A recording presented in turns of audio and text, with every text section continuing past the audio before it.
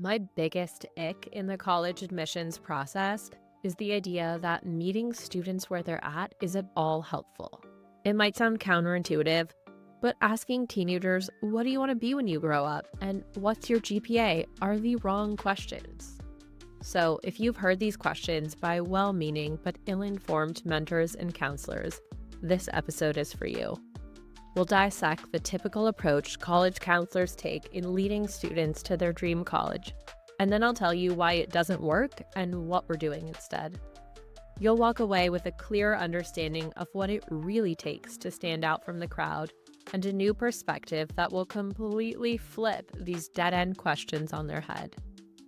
This episode will provide you with a new way of thinking about the college admissions process, but if you're ready to put it into practice, schedule a call with me to chat about the roadmap, our one-of-a-kind academic and life path consulting that will actually provide you with mapped-out answers to your destiny instead of stacking on more and more of those dreadful, so what are you going to do with your life questions.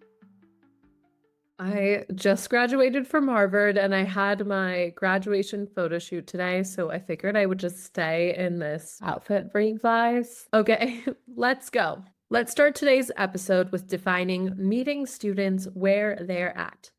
Many college counselors assume that students know what they want and understand their future goals, even though at 17, this is an outrageous assumption. This approach bases students' future plans on current skills and past experiences, which you don't have that many of at 17 or 16 or 15. It also doesn't consider potential growth in new, unexplored areas of interest, which is where 99% of our students end up developing their theme. So, why do most college counselors, private and in school, approach college admissions in this way? Well, most people in the higher education space are deeply enshrined in structures and systems that could use some rethinking. I could talk about this for hours and hours, and 2 years ago, I came to Harvard for graduate school to immerse myself in the current landscape of higher ed and gain knowledge, experience, and a network to enact change, which is what I'm currently doing, and I'm excited to tell you all more about that soon. In a few weeks, we'll also do a deep dive on this topic because I know a good amount of students and families have invested in college counselors and walked away with little to nothing to show for it. So you're going to hear all about how to avoid that in episode 7. So let's stop assuming that students know what they want. Honestly, does anyone really know what they want? A lot of adults struggle with finding purpose as well. And let's stop assuming that at 16 or 17, you are able to conceptualize your future and what it's going to look like, especially as the world is changing so drastically into something that many of us don't even fully understand yet. And yet, there's still a pathway to discover your natural gifts, skills, and talents and get into your dream colleges so that you will have plenty of opportunities and ample time to figure that out. Let's look at what students do know and work from there. Here's what students typically know when they start working with us. Number 1, schools they've idealized. Could be from Gilmore Girls, could be from Friends, could be from books, could be from TikTok. The problem? You may or may not even be aware of why you idealize certain schools and whether they're actually aligned for you or your child. Listen, I almost didn't go to Harvard. I almost went to Stockholm University in Sweden, which I was strongly considering. And it was easier for me to ultimately decide to go to Harvard because I hadn't idealized it. And so I was able to approach this experience without a lot of preconceived notions, but that's for another episode. Number 2, GPA and test scores. What's the problem is that a lot of students have been taught that these are the only things that matter in college admissions, and that's simply not true. Sure, they are important, but they're not the only things that matter. Number 3, their current interests. What's the problem here? Well, You may or may not be aware of how your current genuine interests are actually relevant in college admissions and how relevant they are to your future goals. Number 4, what they've succeeded at in the past. What's the problem here? This gives little to no information about what they'll succeed at in the future and doesn't differentiate between what they're good at and what colleges and career paths are most in line with their lifestyle goals and aspirations. Just because math comes easily to you doesn't necessarily mean you have to be a mathematician or study computer science. It may not be a relevant career path. We just don't know yet. Number 5 is what other people are telling them they're good at. The problem is this usually comes from a limited perspective of people around them based on their own lived experiences, age, demographic, etc. So, what's the difference between the most common outdated approach and the advisories? Well, with this in mind, let me paint a picture for you as to why creating a future based on past performance as a teenager can actually be harmful. And then we'll go into how we are creating a future for our students based on their interest, even if they're not good at them yet. Let me tell you about one of my favorite students. She was Indian American. Her parents immigrated to the United States when they were going to attend college and graduate school, and she went to a predominantly white private school. And she faced constant challenges from teachers and her college counselor, who kept telling her that she wasn't going to get into any colleges and should just go to a local community college. Now, there's nothing wrong with going to community college. Plenty of our students start out at community colleges.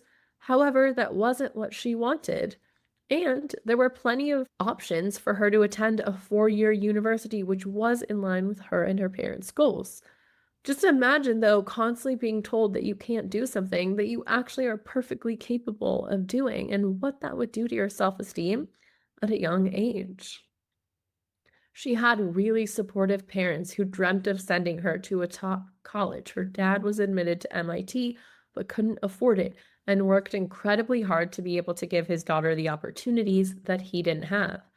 But the negative messaging that she received at school ultimately did have some effect on her grades. When you're constantly being told you can't do something, that shows up in your performance. So, self-esteem and confidence is actually a really important factor in academic performance that I don't think gets enough attention. However, that's also for another episode. She started working with us in 11th grade, so there wasn't much time to pivot as college applications are due in the fall of your senior year. But it was crucial to get her enrolled in classes outside of school where she could demonstrate her academic abilities in an unbiased environment and have multiple transcripts to counter her performance in high school. Another thing. So, as you can probably discern from what I've just shared, our work goes beyond just putting together college lists. Throughout our time together, we really had to unpack all these negative beliefs that started to wear down her self-esteem and simply weren't true. Before we could begin helping her create unique extracurricular activities or honestly even build that college list, we had to get to a place where she believed in herself and in her goals and started to envision a future that she was excited about and that she felt was possible for her. After a few months, we managed to do this, and again, we didn't have much time. Starting the process with this student by undoing the damage of her past counselor. Now, a side note, this episode isn't focused on school trauma, but this is something to be mindful of, especially if you or your child are receiving negative messages in programming from school. It can be really damaging to self-esteem and take a lot of deep inner work to unpack, something I went through with my own son in kindergarten, and this can just be a really intense process. So if you're going through this, please reach out and we can connect you with people and resources. Now, back to the core messaging of today. So once we got to a better place, we were able to really assess her interests that could be developed into unique extracurricular activities in a short time frame. and add depth and uniqueness to her resume, but also align with what she might want to pursue and the types of colleges she was interested in. One day in passing on one of our calls, she mentioned staying up late under the covers during the pandemic, binge watching Russian rap TikToks. Her parents thought it was a huge waste of time, but she was obsessed and she'd started learning Russian from them. Bingo. This is gold. I was elated. This is a perfect niche interest that fit with her strengths in history, her interest in law and government that we could use to build activities around. Now, most counselors would hear that and just think, okay, that's a weird hobby, whatever, moving on. But this was exactly the seed we needed to build a unique profile just in time. We found a graduate level Russian summer class at UVA that year that met every day from 9 to 5 for 12 weeks. Now, this class wasn't even open to undergrads, let alone high school students. But one of the most important things that I teach and that our students do is not doing something just because the rules say you can't. Okay, there are always exceptions, there are always cases to be made. And if you box yourself out of opportunities just because of some bizarre requirement without actually trying and asking, your life will be much smaller and less interesting. And you will have a much better chance of getting unique opportunities, including getting into your dream colleges, if you ask for what you want and need, even if the signs point towards no. So she applied to the class, wrote a letter to the professor, and was accepted. She was the only high school student admitted, and it was really intense, right? It's all day, every day, 12 weeks. She got an A in the class and an outstanding recommendation letter from the professor. Why? All because of her obsession with Russian rap TikToks that we discovered. And by asking for opportunities that didn't exist, we were later able to map out a process for her to get permission to take classes at her local public school, even though she went to private school. Now, if you remember at the beginning of this episode, we spoke about the discrimination she faced at school and how that impacted her grades. Well, you can't just write about that in your college applications. We needed to create evidence to the contrary that she was able to perform well in school from multiple other sources. So she enrolled in this graduate level class, she enrolled in multiple other classes, and then her transcripts and recommendation letters were able to provide support in light of what was going on at her school and also paint the picture that she was a capable and driven student and could succeed and excel in a college environment. She also got into colleges that her school counselor told her were impossible with substantial scholarships. But what I'm most proud of and excited about is that her self-confidence dramatically increased. She had a team of people who believed in her, and more importantly, she began to believe in herself. And these are traits that are going to equip her to do better in college and beyond. She developed a compelling theme in Russian and East European studies and applied to programs along those lines in the Northeast. The key here and the beginning of the advisory's narrative synthesis method is called creating a theme. A theme is a concept I've created based on a decade of experience working as a college admissions consultant. It's an interdisciplinary, unique set of interests that acts as a thread, weaving together your extracurricular activities, classes in school, interests, future majors, and colleges that you will apply to. It's also extremely essential and completely misunderstood and often overlooked by parents and school counselors alike. For this student, in our initial consult, for example, we spoke about golf and education, psychology, social work, things she thought she might be good at based on what she had been told in school or her performance in certain classes. But none of those were really aligned with her true interests, desires, and none of those contained the seed to create a compelling theme. By following the advisory's narrative synthesis method, We uncovered an interest in Russian, which provided the seed for a theme that we nurtured and expanded over a year together. Why is this important? Well, for students, creating a theme helps them see the concrete ways in which their interests can directly contribute to their life path. It doesn't also require you to know what career you want to be in exactly 10 years from now, because that's completely unreasonable and unnecessary. In learning Russian and in taking a graduate level class, she opened pathways to working in government, in law, as a linguist, or in something else completely. There's so many doors that could open just through this one act, and it's not necessary to map that out at this stage. In fact, it's literally impossible because you will most likely change your mind. From a college admissions perspective, admissions officers are spending an average of 18 minutes reading your application, so they don't have a lot of time.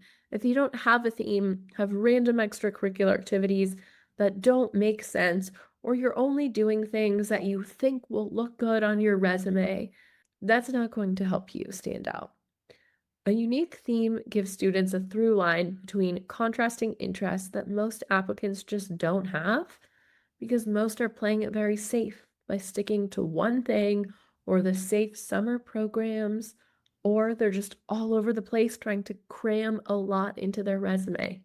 For parents, creating a theme helps you get to see your child build a path for themselves that's aligned with who they are, with their natural gifts, skills, and talents, and doesn't require them to leave a piece of themselves behind or pretend to be someone else.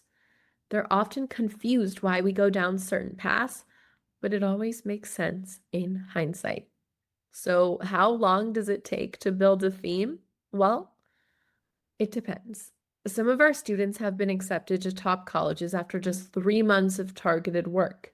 Now, that's a very intensive timeline, and we're usually working together on a daily basis, especially if they don't have the right extracurricular activities or they aren't thematically linked. But it's been done. One of my favorite students, who's now a junior at Northwestern, came to us like 3 to 4 months before apps were due, and we managed to do like pretty an incredible turnaround in that time. What are prereqs for making this happen? A high GPA, test scores, you need to have test scores already done, motivation to take direction, and drive to move quickly. So our Ivy League Queen program, which is formally called Theme Queen, is designed to be completed in 5 weeks. At the end of 5 weeks, you'll have created a theme and a roadmap on how to use it. However, that process could honestly be navigated in 5 days if you just condense the time frame. So it can be done. Ideally, you have a bit more time and we can work together for a year or two. This allows for a more comprehensive approach, and we can do what we shared on this episode, like finding and applying to unique courses and building out extracurricular activities. That will really maximize your chances at getting into top colleges and also getting scholarships if that is relevant. You can tune into episode 38 from last season if you want to learn more about when the right time to start this process is, why it's probably earlier than you think, and go through the process with an actual student. Thank you so much for tuning into this week's episode. If you learned something new, share it with a friend, because you and all of your friends deserve to access your dream life, even if you or your child don't have a clear vision of what you want to do when you grow up. We're not letting that define your future anymore. And again, if you're intrigued but not quite sure what building out a theme would look like, click the link in the episode description to apply for the roadmap, where we'll work through all of the stickiness together. I'll see you next Wednesday for another episode of the Trailblazers Guide to College Admissions, where we will be hearing from the one and only Ryan Meechan, leadership and happiness researcher at Harvard, on how to self-actualize, come to Harvard as an international student to research with his career idol, the one and only Arthur Brooks, and more.